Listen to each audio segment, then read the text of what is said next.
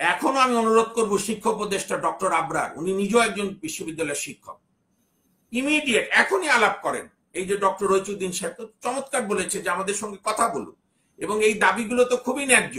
আমি তো অনুরোধ করব কালকে সকালেই ডক্টর মোহাম্মদ ইউনূস সাহেব নিজেই বৈঠক করুন, কারণ যেহেতু অন্যায় ভাবে, আমি শেষ করছি, আমাদের ছাত্র বন্ধু ভাই বোনদের উপর, শিক্ষকদের উপর হামলা হয়েছে, কাজে এখন তো আবেগ উঠবেই।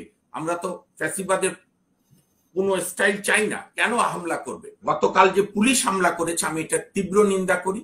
এটা হচ্ছে যে দীর্ঘদিনের যে ফ্যাসিবাদী শাসন, তার রেশ রয়ে গেছে, এখান থেকে আমাদের বেরিয়ে আসতে হবে। এবং সেটা আমি মান্নান ভাই বা হাসনাত ভাই বা রইস ভাই বললে হবে না, সারা দিন ধরেই বলছি গত কয়েক মাসে।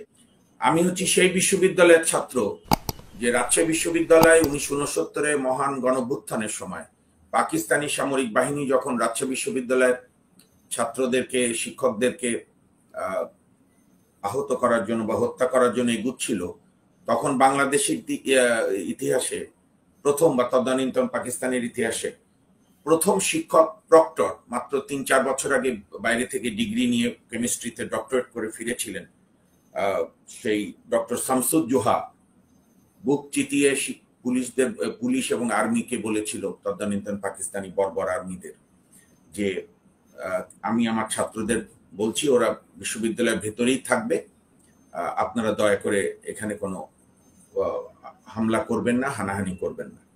এবং যা হয়, প্রত্যেক শাসকই ক্ষমতার দম্ভে পাগল থাকে, আর পাকিস্তানিদের তো প্ল্যানই ছিল বাংলাদেশকে, ভবিষ্যৎ বাংলাদেশকে যতভাবে হত্যা করা যায়। এবং ডক্টর শামসুজ্জোহা আমাদের রাজশাহী বিশ্ববিদ্যালয়ের প্রধান ফটকের থেকে একটু দূরে, সামান্য একটু দূরে রেডিও সেন্টারের সামনে শহীদের মৃত্যুবরণ করেন। এবং 18 ফেব্রুয়ারি 1969 এই ঘটনা বর্বর আইয়ুব খানের বিরুদ্ধে 69 গণঅভ্যুত্থানকে আরো ত্বরান্বিত করে, এবং সেটার মধ্য দিয়ে প্রথম শিক্ষকদের রক্ত মিশে যায় বাংলাদেশের দামাল ছেলেদের, জনগণের সকল প্রকার আন্দোলন। সেই ঐতিহ্যবাহী রাজশাহী বিশ্ববিদ্যালয়ের ছাত্র হিসাবে আমি এখানে জগন্নাথ বিশ্ববিদ্যালয়ের শিক্ষক সমিতির সাধারণ সম্পাদক ডক্টর রইস সাহেবকে অভিনন্দন জানাই যে তিনি অন্তত সেই ঐতিহ্য ধরে রেখেছেন। এবং খুবই আমি সাহসের সঙ্গে, আমিও ফুটেজগুলো দেখেছি, উনি ছাত্রদের, তার কলিগদেরকে পুলিশের হাত থেকে রক্ষা করবার সর্বাত্মক প্রয়াস চালিয়েছে, আমি এই জন্য ধন্যবাদ। কিন্তু আমরা এটা বিগত 30 বছরের কোনো আমলেই দেখিনি। রেসপেক্ট টু রেসপেক্ট, আমরা যখন 91-তে গণতান্ত্রিকভাবে সরকার আসলো জামাতের সমর্থন নিয়ে, তখনও বিশ্ববিদ্যালয়ের শিক্ষকদের আমরা দেখেছি তার আদর্শের দলীয় ছাত্র সংগঠনের বাইরের ছাত্র সংগঠনগুলোর পাশে দাঁড়াতো না। এরপরের আমলও তাই, আর বিগত 15 বছরের আমলে তো এটা একটা প্রতিষ্ঠানে পরিণত হয়, বিশ্ববিদ্যালয়ের উপাচার্য পোস্টগুলো সরাসরি দালালে পরিণত হয়। এবং যে দেশের উপাচার্যরা দালালি করে যে কোনো রাজনৈতিক দলের, আমি সমর্থন আর দালালির মধ্যে পার্থক্য বলছি, সমর্থন বিশ্বাস থেকে করতে পারে, কিন্তু বিশ্ববিদ্যালয়ের উপাচার্য হয়ে যখন তার আদর্শের সংগঠন বাদে বাকিদেরকে বিমাতা সুলভ করে, তখন আর তারা বিশ্ববিদ্যালয়ের উপাচার্যের দায়িত্ব পালনে অক্ষম। এবং এইটা আমরা 91 থেকে 2025-24 5 আগস্ট পর্যন্ত ধারাবাহিকভাবে দেখেছি।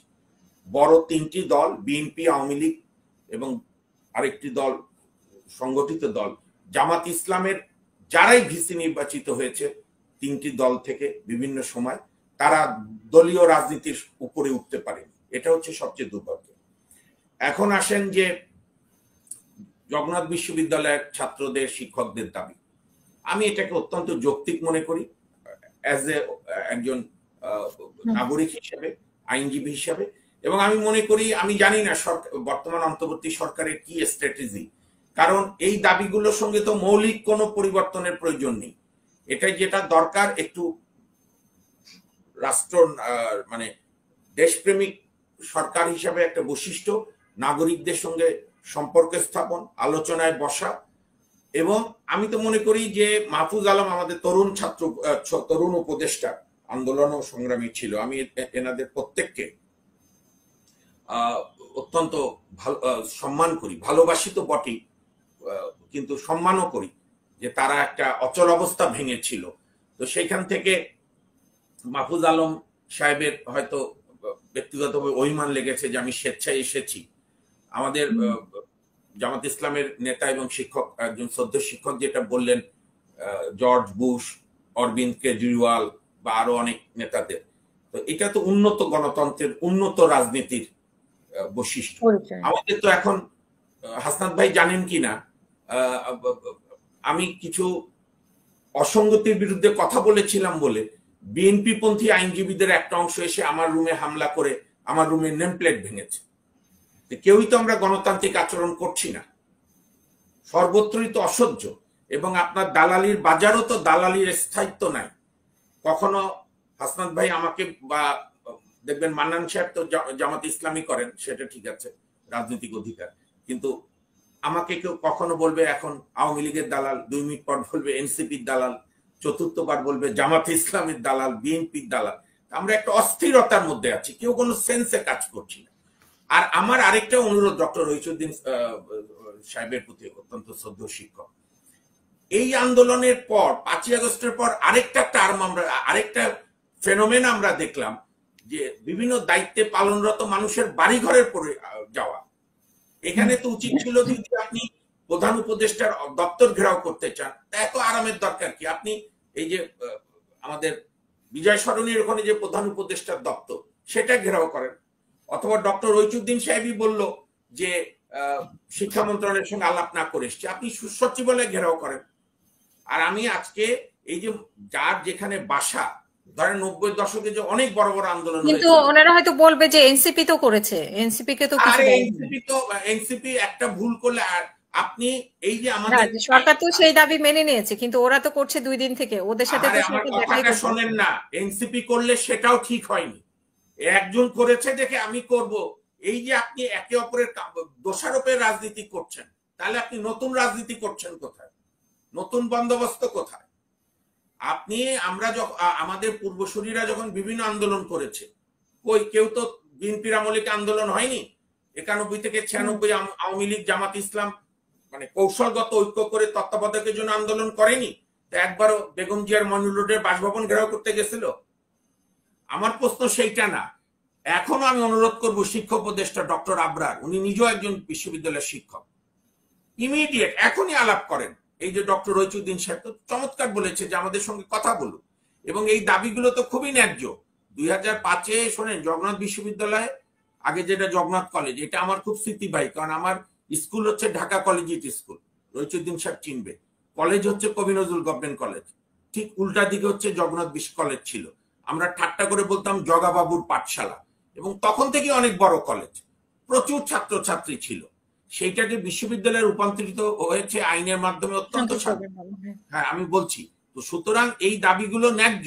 এখন সেটা তো একবারে পূরণ হবে না, এবং আমাদের প্রিয় ছাত্ররা এবং আমাদের রোহিত সাহেব সহ শিক্ষকরা তো বলছে না যে আগামীকালই এটা বাস্তবায়ন করতে হবে, তারা বলছে বৈঠক কোথায়।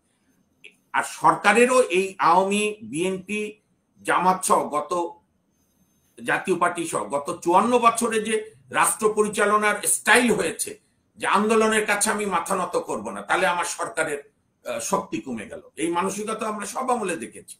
কেউ বলতে পারবে না বুকে হাত দিয়ে বাংলাদেশের কোন রাজনৈতিক দল যারা ক্ষমতায় ছিল বিভিন্ন সময়, যে আমরা আন্দোলনকে পজিটিভলি নিয়েছি। কিন্তু এই সরকার তো কোনো রাজনৈতিক সরকার না। এবং গতকাল চট্টগ্রামে আপনি এগুলো নিয়ে আলাপ করবেন আশা করি। ডক্টর মোহাম্মদ ইউনূস সাহেব 3-4 জায়গায় যে বক্তৃতা দিয়েছে, দিক নির্দেশনামূলক বক্তৃতা, জাতিকে নতুন করে আশার আলোয় আলোড়িত করার বক্তৃতা, তো সেই বক্তৃতার পর উচিত ছিল ডক্টর মোহাম্মদ ইউনূস সাহেবেরই দ্রুত শিক্ষা উপদেষ্টাকে পাঠানো, বা জগন্নাথ বিশ্ববিদ্যালয়ের শিক্ষকদের প্রতিনিধি এবং ছাত্রদের প্রতিনিধিদের নিয়ে, ইভেন আমি তো অনুরোধ করব কালকে সকালেই ডক্টর মোহাম্মদ ইউনূস সাহেব নিজেই বৈঠক করুন। কারণ যেহেতু অন্যায়ভাবে, আমি শেষ করছি, আমাদের ছাত্র বন্ধু ভাই বোনদের উপর, শিক্ষকদের উপর হামলা হয়েছে, কাজে এখন তো আবেগ উঠবেই। আমরা তো ফ্যাসিবাদের কোন স্টাইল চাই না, কেন হামলা করবে? ধৈর্য রাখতে হবে। সে কারণেই ডক্টর মোহাম্মদ ইউনূস সাহেব সময় থাকতেই আমি প্রস্তাব করব এই প্রতিনিধিদের নিয়ে, শিক্ষক, সদ্য শিক্ষক, জগন্নাথ বিশ্ববিদ্যালয় এবং ছাত্রদের নিয়ে এগুলো বাস্তবায়নের একটা দ্রুত সিদ্ধান্ত দেওয়া, এবং একটা টাইম লিমিট, যেমন দ্বিতীয় বিশ্ববিদ্যালয়, এটার কাজ আগানো, নির্মাণ কাজ, তারপরে বাজেটটা। আমি তো মনে করি এখানে 3 জনের শিক্ষক, আমার বেশি বলা ঠিক হবে না, হাসান ভাই তো আরো ভিসির দায়িত্বে আছে। হ্যাঁ, এখানে তো বিশ্ববিদ্যালয়ের স্বায়ত্তশাসন অনুযায়ী ইউজিসি তো বোধহয় বেশি ইন্টারফেয়ার করারও সুযোগ নেই বাজেটে, সেটাও যেন গভর্নমেন্ট দেখে। শিক্ষা খাতে তো আমরা চাই সবসময় বেশি ব্যয় করা। কাজেই আমি সবাইকে অনুরোধ করব সেন্স মানে প্রত্যেকে ধৈর্য রাখা। আর গতকাল যে পুলিশ হামলা করেছে আমি এটা তীব্র নিন্দা করি। এটা হচ্ছে যে দীর্ঘদিনের যে ফ্যাসিবাদী শাসন তার রেশ রয়ে গেছে, এখান থেকে আমাদের বেরিয়ে আসতে হবে। এবং সেটা আমি মান্নান ভাই বা হাসনাত ভাই বা রইস ভাই বললে হবে না, সারা দিন ধরেই বলছি গত কয়েক মাসে। এখানে বর্তমান অন্তর্বর্তী সরকারকে কয়েকটা পজিটিভ সিদ্ধান্ত নিতে হবে। এবং এই আপনার আর মাহফুজ আলম আমার খুব প্রিয় একজন মানুষ, আমি অনুরোধ করব যে আপনারা যেহেতু এখন ক্ষমতায় আছেন, যে মূল প্রাণ কেন্দ্রে থাকে তাদের মন অনেক বড় হতে হয়, আপনাদের কাছ থেকে আমরা এটাই আশা করি। এটাকে আপনি পার্সোনালি না নিয়ে এইভাবে ভাবুন যে এটা একটা ক্ষোভের বহিঃপ্রকাশ, তারপরও তদন্ত করে কাউকে দোষী সাব্যস্ত হলে সেটা হবে, কিন্তু এটা নিয়ে অতিরিক্ত করাটা এই আন্দোলনের সঙ্গে যায় না। আর আমরা এমন কোন স্টেটমেন্ট যেন কেউ কোথাও সরকারের না দেই মনে হয় যে সাবেক শিক্ষামন্ত্রী আওয়ামী লীগের আমলের দিচ্ছে, এবং আন্দোলনকে পজিটিভলি দেখা। ধন্যবাদ।